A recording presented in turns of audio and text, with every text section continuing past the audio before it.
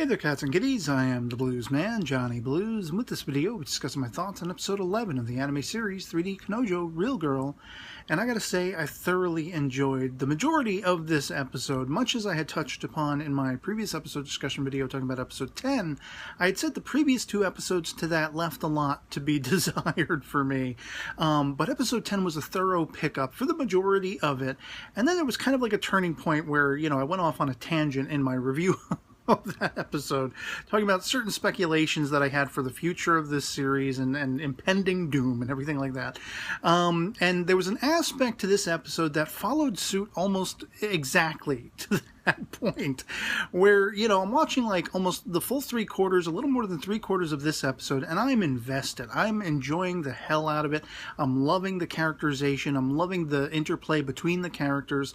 Everything that's going on, it's almost pitch perfect. And then you get a sucker punch toward the end with this debuted character that is just like, WTF. Why? Why was this necessary? Why did this have to happen now? Thoroughly ruining my vibe, my positive vibe of the entirety of the episode. Most specifically revolving around Ito and Ayado's going out on a date to this like big anime movie thing. Oh, and I love the title Nosebleed. Yeah, like I didn't know what you were going at there. Especially because he's such a wallflower kind of character. I'm surprised we didn't see his nose bleeding when Ayado accepts his pseudo date. I mean, they don't say it's a date, but they kind of went out on a date. They went out for, snacks or dinner or whatever after the movie and such like that. They were hanging out properly. And I love the whole aspect of Ito's being so reserved and this being new ground for him. And I love how Ishino says, she's kind of being playful, a little bit condescending in the way she says it.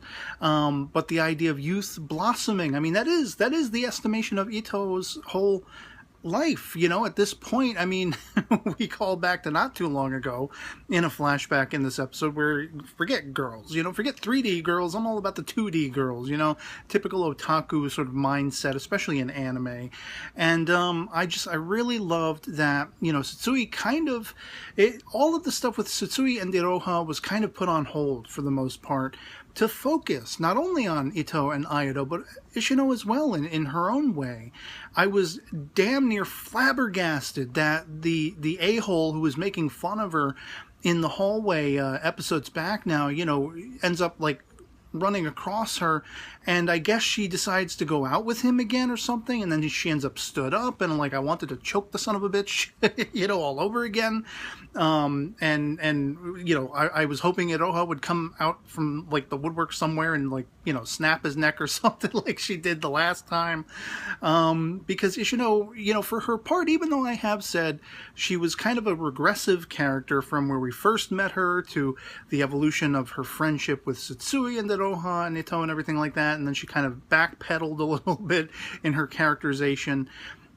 She was not deserving of this kind of treatment. This guy who doesn't respect her, who steals her money and talks about her behind her back, and she's so desperate just to find someone to connect with, being turned down at every turn by Mitsuya, by the way, the blonde D-bag. In a sense, they're kind of made for each other. And so I love the fact that while she has been stood up, it just so happens that Mitsuya's in the area, and he's like, I guess he perceives what she's going through emotionally and invites her to have some ramen with him. And I loved it. In a sense, this episode was all about, pushing Ito and Ayado together, pushing Ishino and Mitsuya together, somewhat unwittingly.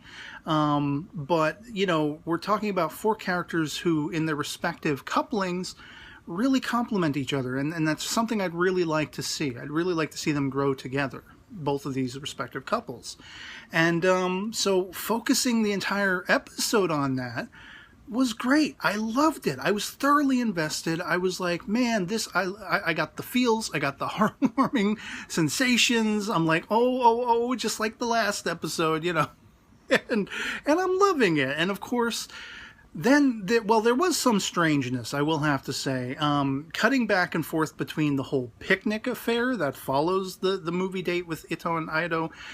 So he puts this picnic together, where it's going to be, the two couples, respectively, he and Iroha, and then Ito and Ayado. Of course, he doesn't let either Ito or Ayato, most specifically Ito though, know what his plan is, that, he's trying to get them together more often and hopefully push them more together unwittingly and everything.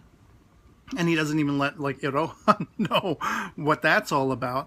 But there's, like, a conflict in the editing all throughout this episode, cutting back and forth between that picnic affair and then, Ishino's date where she gets stood up. Because when we first see Ishino on her date, all other times in the series, she's got her hair up in a ponytail. So that when we see her waiting for her date that she ends up stood up on, she's got her hair down, and I mistook her for Iroha at first. I had thought, building off of what, the conversation was going on between Satsui and Iroha, that she was waiting for Satsui, they were going to go out to a movie, and we were picking up with Iroha, not Ishino. I didn't know it was Ishino because just the way the animation is, the color of her hair, the shading, the colorization of the background, she looked like Iroha to me. So I was confused for a second, like, what? Satsui stood her up? What an asshole. We backpedaled on his evolution and growth in the last couple episodes too. But no, it was a misdirect. I didn't actually realize that was actually Ishino, and then later when Mitsuya comes and they go have their ramen, I'm like, all right, I'm digging it. I dig the vibe. But this also happens on the picnic with Iroha, where in the midst of one scene, they shift the scene, like the camera angle, and suddenly her hair goes from being down to being up in sort of a ponytail. Now, it is off to the side, like it's off to the side of her head. But she looked like Ishino to me all of a sudden, and it's just as Ayato is asking, oh, you didn't invite Ishino? And like they cut to Iroha, who now looks like Ishino, and Satsui's saying, no, I didn't want her, to come along or whatever. I figured it could just be us.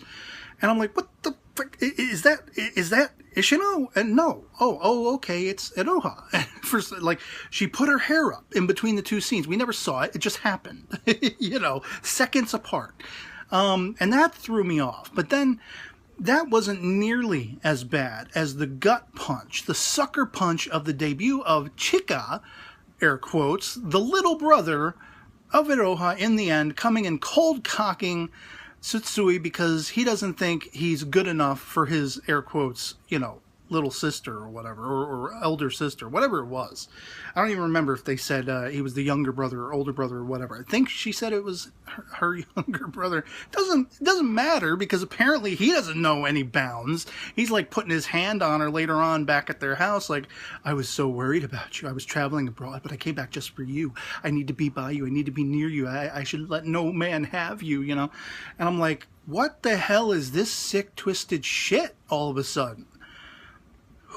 I was like, who the F is this guy? When he just shows up and he cold cocks Satsui, my first thought was, much as Satsui says, is this one of her exes? Like, who's this asshole? Coming up and just cold cocking him. Breaking his glasses, by the way. That son of a bitch better pay for him. I know how much a good set of glasses freaking cost. Don't ask me. But I'm just like, who the F is this all of a sudden? It's her brother? What? Like, huh? Oh, he's been traveling. That's the excuse. But he's glomming onto her a little bit more closely than any brother should, being a little too overly protective. And I am an older brother who protects and is suspicious of any guy that looks at my younger sister and everything like that in a fatherly, brotherly fashion. But this guy's like all rubbing his hand on Iroha's face in the privacy of their home, challenging her that she should not be dating anyone like Satsui. And I'm just like, what? Why? We didn't need this kind of conflict all of a sudden. Why did this have to be here? Start the next episode with the debut of this piece of shit. So much like episode 10, the previous episode, I enjoyed it almost to the nth degree all the way through. But then something comes along. In the previous episode's case, it was that introspection that leads me to believe Iroha might be sick and dying. I don't know. I could be way off. I could be reading it entirely the wrong way. Maybe her family is going to be traveling or moving to another country or something like that, and that's why she's going to be leaving in 3 months' time, from the time span we left in the previous episode. I don't know. the vibe I get, calling back on her doctors and everything like that. I mean, maybe she's getting vaccinated because they're going to Africa. Who knows? But the vibe I get is like, oh, she's sick. They're worried about her health, and maybe she's dying, and that's why she's going to be gone. And, and that's another thing. What the hell is Satsui talking about at the start of the episode? Like, he's got a family trip to the cemetery? Did they mention that somebody in his family is dead? Is his father dead? Is that why we haven't seen a father? I don't remember if they mentioned this at all. I've been so focused on everything else and the, 29 other animes, series I'm watching this season. I don't know. I don't remember. But that sort of gobsmacked me. I'm like, well, wait, who the hell died in your life? But that's just another aside. But this whole thing with, all of a sudden Chica is there, and I'm somebody who watches Riverdale, and if you've been watching Riverdale, how about Betty's brother Chick, who's like a psycho killer, and then it might not even be the real Chick by the end. Spoiler warning, I guess.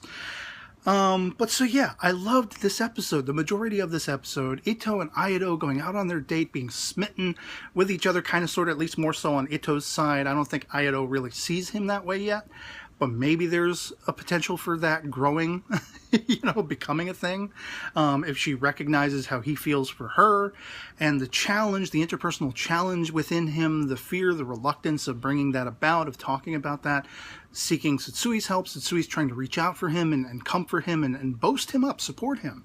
Loved it. Loved it. The whole aspect of Ishino, while I didn't understand why she would try to give her deadbeat asshole boyfriend, ex-boyfriend I should say, another chance, hooking up with Mitsuya, his compassion toward her, I loved it.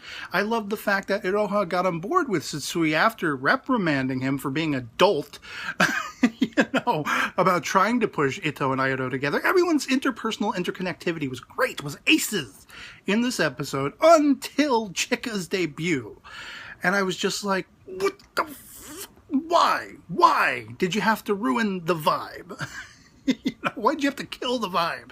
You didn't just ruin it, you killed it, you choked it to death, and then you stabbed it, and then you lit it on fire with the debut of this character, this a-hole, glomming on, hands-on, doesn't understand personal space or the bad touch, apparently, when it comes to his sister. And, just threw it all out the window. But yeah, I guess we'll see what happens with the next one.